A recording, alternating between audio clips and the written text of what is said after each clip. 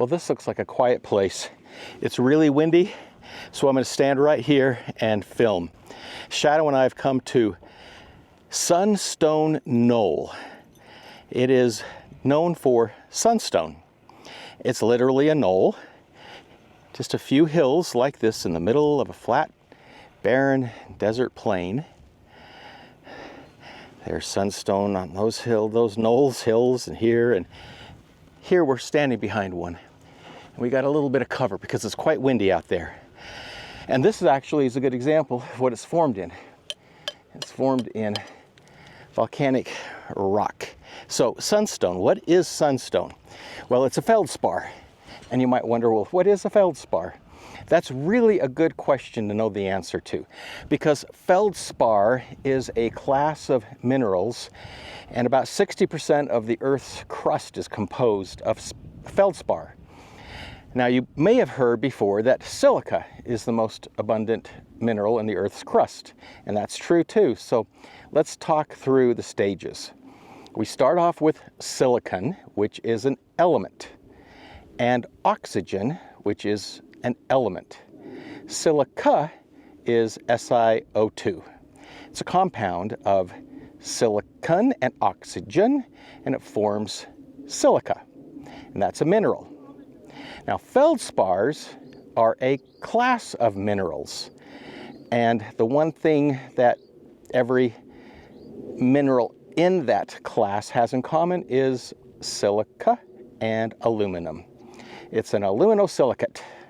So it's a class of minerals that are composed of aluminum and silicate, or silica, called an AluminoSilicate, and they have various degrees of potassium, calcium, a few other things I can't remember, but it's a class. So feldspar is a term to describe a class of minerals. So what we're finding here is sunstone. It's a Labradorite. Am I saying that right? Labradorite. And that is a feldspar crystal. And here in this area, they come in kind of a yellowish color and also a darker blackish color. There's not a lot of places in the Earth where you can find sunstone. We find it in Oregon, Utah, a few other places, but it's not like it's everywhere. So it's kind of cool. Now, this area has been rockhounded over and over and over again. You used to be able to come here and find some pretty good sizable crystals right off the ground. And you can still find small stuff off the ground, but it's hard.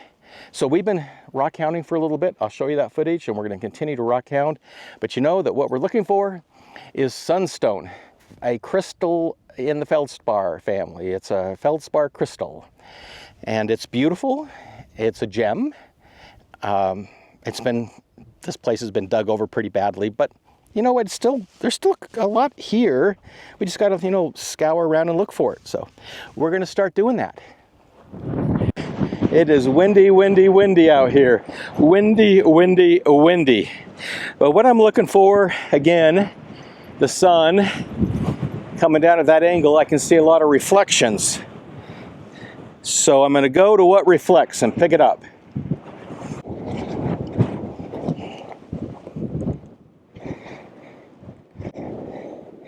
There's one. Not real big, but you get the idea.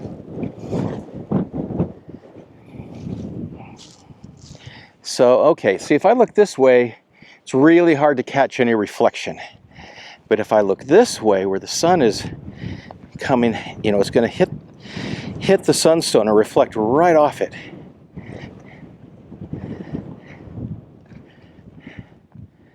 Let's see if we can catch anything good.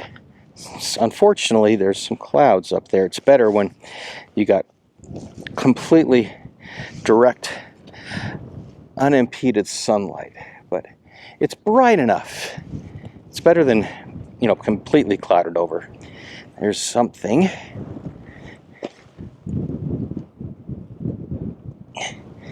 Again, kind of small, but hey, we'll take what we can get. Let's try digging through the tailings you see of these little critter holes. You never know. Here's a pretty good sized one. All right, it's getting a little bigger. And that was right off the surface. I dug through the tailings of those critters and a couple little pieces, but this is maybe the best one I found so far. They're in my pocket. I'm not going to dig them all out. I'm going to show them all to you at the end.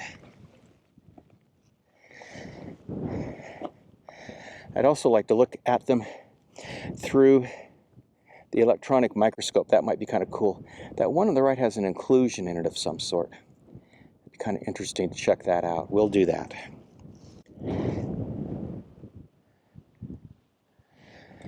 So Mark just came down. Let me get over here where the sun is to our backs. And you cracked out. Oh, that's nice. a really...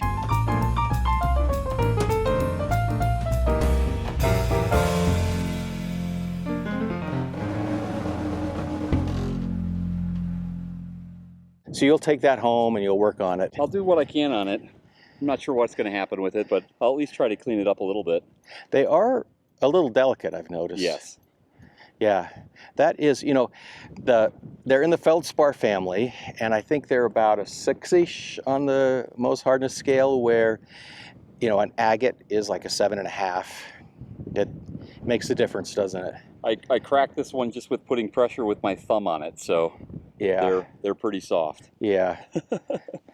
Well, that's so you're going to go back up there and I think I'm going to go around. Go around. I've had some, not to the extent that you're having good luck, but I found some decent stuff in this. Yeah, the material here looks better. Like from that top of the ridge down this way, it looks like it's more the right stuff. Yeah, I was thinking the same thing.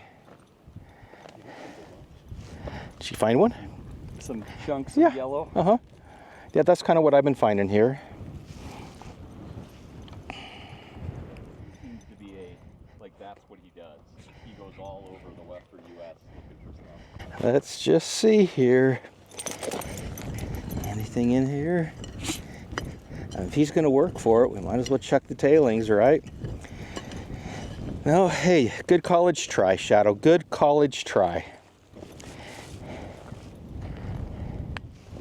Road right here. It's pretty easy to see things sparkle. I just saw this one. Not a bad one. I like to get bigger still, but the road is easy. You know, they've been, whenever a vehicle goes over this, it's going to kick stuff up. Whenever it rains, water's going to flow down here. So, you know, I don't know again if the camera's going to pick up things that glitter, but at least you can get an idea if you come out here. What I'm doing seems to be working, at least for this time of day, is to kind of get at an angle with the sun there where it'll reflect into my eyes. And there's a lot of reflection going on, but a lot of this stuff is really small.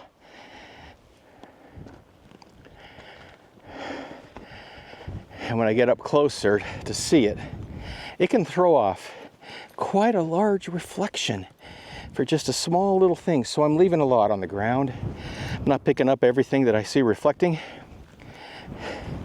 unless it looks big enough. That's a very thin one, but it's one nonetheless. A lot of ants out here, a lot of red ants.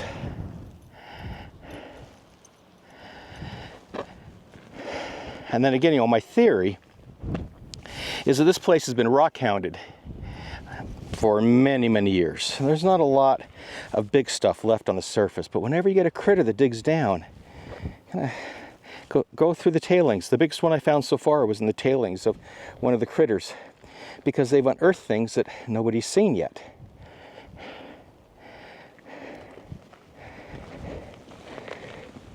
Something reflecting in that. It went away. Okay, let's just keep going up this road real slow, see what we find. Now, there's some reflecting right there in that volcanic rock. I don't know if the camera will show it or not, but there's some sunstone in there. or Labradorite. So this is what it's formed in, this stuff. Something right there. But this looks like the hard way to get it out. We're gonna keep looking on the surface. Now I have had some good luck. You see these little holes where the critters have been digging? So people have rockhounded and picked up what's found off the surface all throughout here. So it's hard to find anything big anymore on the surface because it's been rockhounded over. But when a critter goes in, I'm not destroying its home. I'm just kind of going through its tailings. I found some pretty good sizes. Doesn't look like there's anything in there.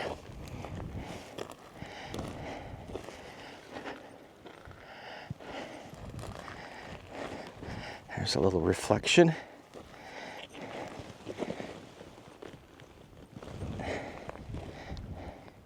Just a small one.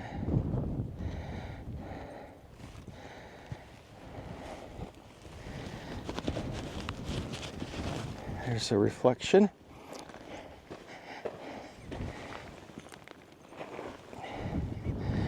Again, a rather small one.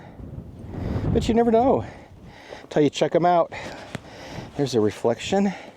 I mean, there's a lot of them at least. That one's a little bigger, right?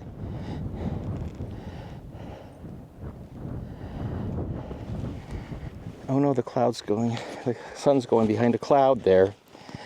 That's not good. We need the sun. There's actually quite a bit of glistening going on around that anthill. And you know, that makes sense. They probably, dug them up along with all the other grains of different things. There's one right there as I dig in amongst the ants. They're not real big, at least not here, but I think I will check out around ant hills. There's one right there. Oh, did not want to get bit by a red ant. Let's see here. Come on, come over there. Picked up those two just off the ant hill. So it's worth looking around there, right? So I'm finding this kind of stuff right here.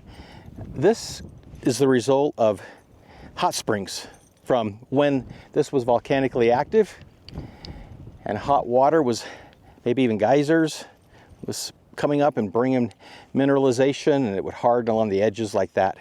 So that's what this is from. And I believe this was volcanically active. Oh, I'll double check, but I think it was like 1 million years ago. But you can see a lot of that rock I'm talking about. There's some right there.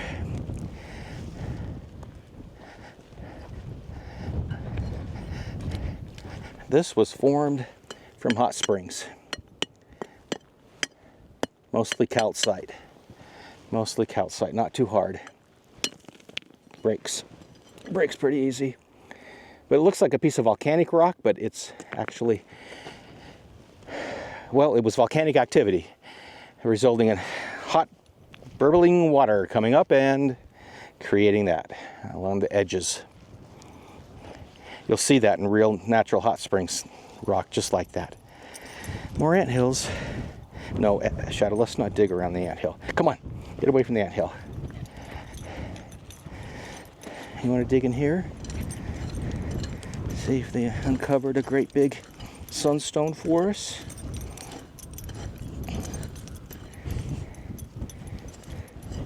Well, you're trying. You're doing your best.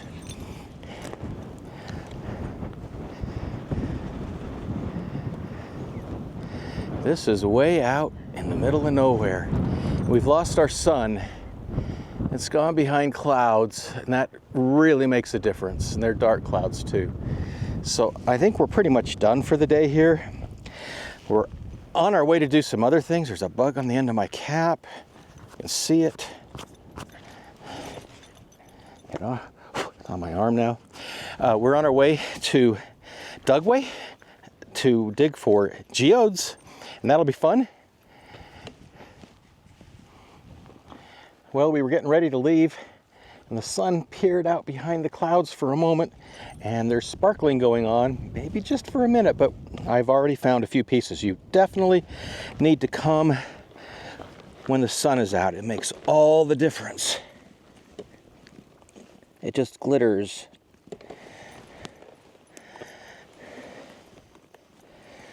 It glitters, and now the sun has already gone behind the cloud enough to where the glittering's kind of stopped. So the sun is critical. Just picked up this one. It's pretty nice.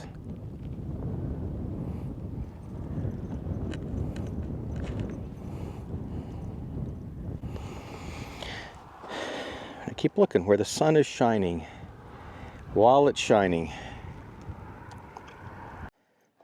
Let's see if the camera will pick that up. That'd be kind of cool. You just don't know till you get to them if they're big or small. Here's one right there. Pretty small. Boy, did it reflect though. And then there was one right here. Also pretty small. And there's some more right there.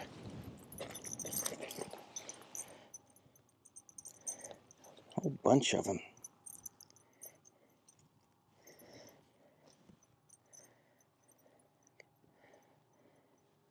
If you can see that.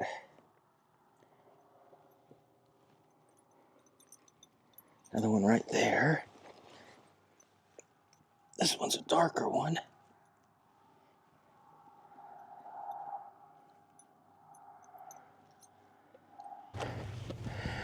Okay, the moral to this story is when crystal hunting, you want sunshine, at least if you're surface hunting. Makes all the difference in the world.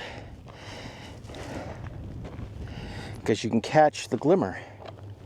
See, the sun's going down again and it just all goes away. And when the sun comes out, the surface just glistens. A lot of it's real small, but at least you can see it.